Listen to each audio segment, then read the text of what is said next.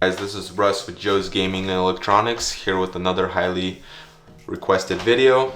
Today I will be showing you guys how to pair a Bose Soundsport wireless to your phone. Go ahead and get the right side of the earbuds where the power board is located at.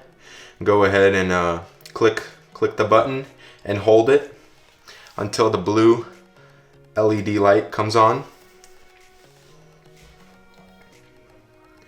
Go ahead and wait, and it should show up on the phone. Let's give it a second.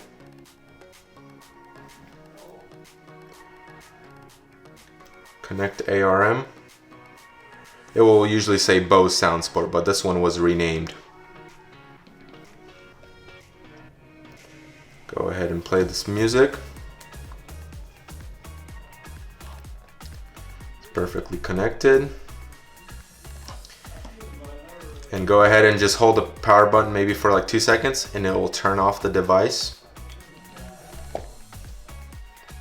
And that is how you pair and unpair a Bose Soundsport wireless. Thanks for watching, guys.